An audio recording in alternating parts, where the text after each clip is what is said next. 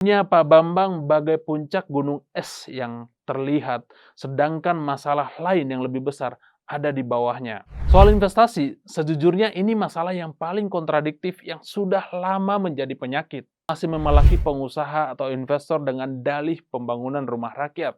Swagger down the street with your red lips and funky beat. You better hold your head up to the sky. I'm gonna roll with you till the Mundurnya Kepala Badan Otorita IKN, Bambang Susantono dan wakilnya Doni Rahajo, sangat mengagetkan publik kemarin Senin 3 Juli 2024. Lalu publik bertanya-tanya, ada apa? Kok tiba-tiba mundur?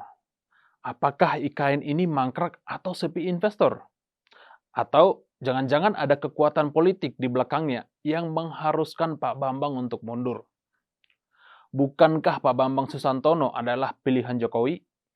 Ingat, Pak Bambang mengalahkan kandidat kuat lainnya seperti Pak Ahok, Bambang Brojonegoro, Tumiono, Azwar Anas, dan Ridwan Kamil. Pak Bambang dan Pak Doni juga memiliki pengalaman mumpuni di bidang tata kota. Mereka sudah cukup berpengalaman. Jokowi kemudian langsung menunjuk Menteri PUPR, Basuki Hadimulyono sebagai pengganti Bambang Susantono, sekaligus mengangkat Sekjen PSI, Raja Juli Antoni sebagai wakilnya. Bagi sebagian orang, pengangkatan Raja Juli Antoni terkesan politis karena dia adalah kader PSI sekaligus Sekjen PSI yang kebetulan ketua umumnya adalah anak Jokowi sendiri, Kaisang Pangarep. Lalu, Istana akhirnya menjawab sendiri pertanyaan publik di balik penugasan Pak Bas menggantikan Pak Bambang. Perintah Jokowi, Pak Bas ditugasi dua hal. Pertama, mengurusi pembebasan lahan yang mandek. Kedua, mengurusi masalah investasi IKN, termasuk urusan pendanaan dan sebagainya. Ini artinya ada dua poin di balik gagalnya IKN yang juga menyebabkan Pak Bambang Susantono harus mundur. Urusan pembebasan lahan yang tak selesai dan investasi yang mangkrak di tengah jalan. Poin pertama soal urusan pembebasan lahan.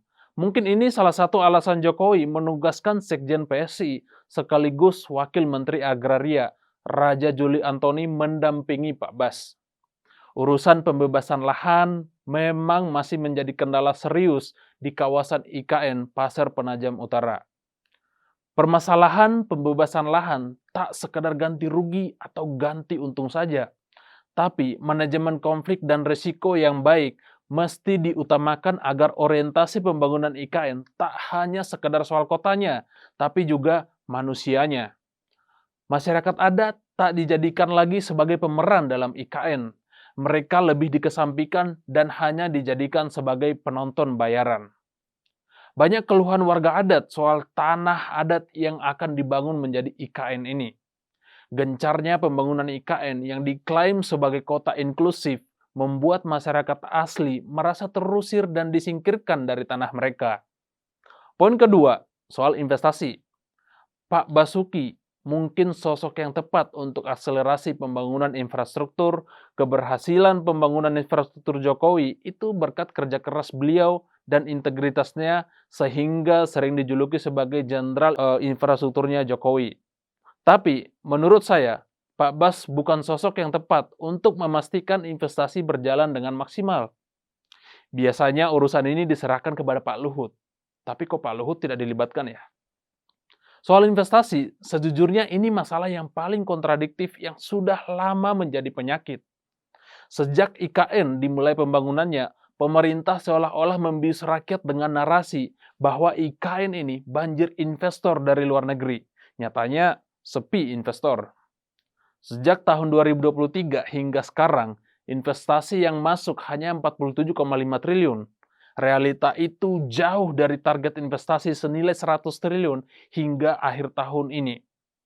Apalagi IKN ditargetkan menjadi penyelenggara upacara peringatan 17 Agustus 1945. Rasanya segala sesuatu mesti dikebut siang dan malam.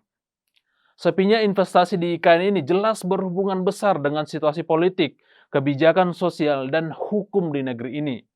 Investor jelas tidak mau dihadapkan dengan perizinan yang berbelit-belit, penegakan hukum yang koruptif, aparatur negara yang suka menjilat, nepotisme yang ugal-ugalan, hingga situasi politik dan demokrasi yang kesannya mengkhawatirkan untuk berbicara tentang apapun.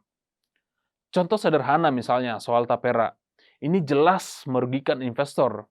Udah tuntutan gaji dari karyawan atau buruh selalu naik setiap tahunnya, pemerintah masih memalaki pengusaha atau investor dengan dalih pembangunan rumah rakyat.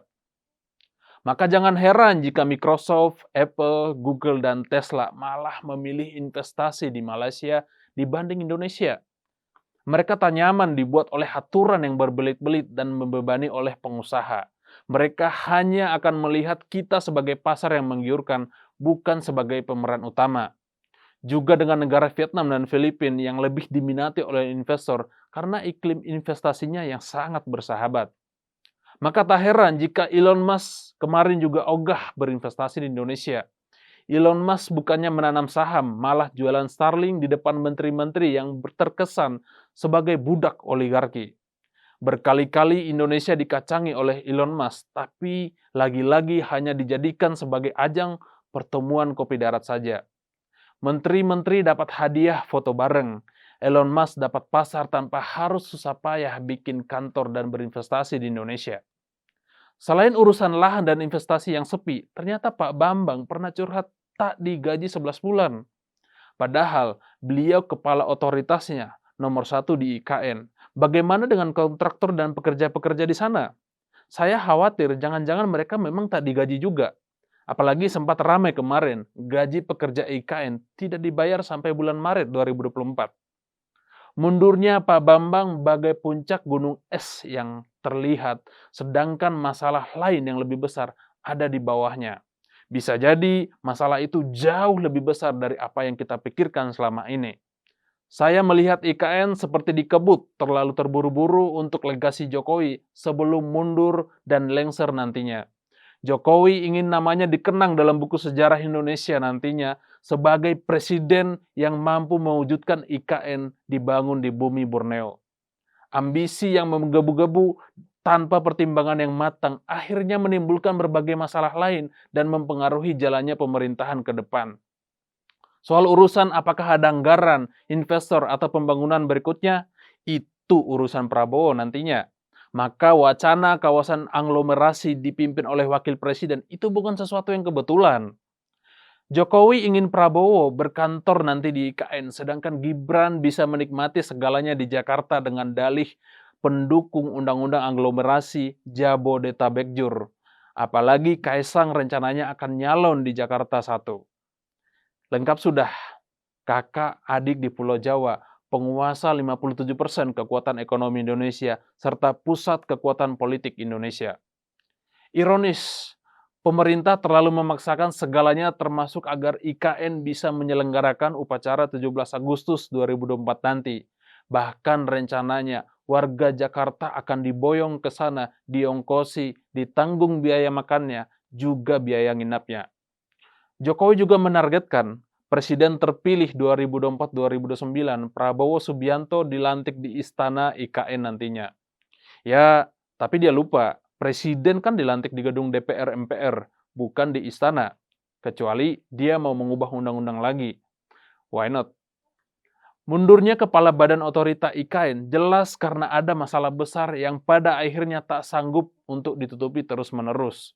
Sepintar-pintarnya menyimpan bau bangkai, baunya tetap akan tercium juga.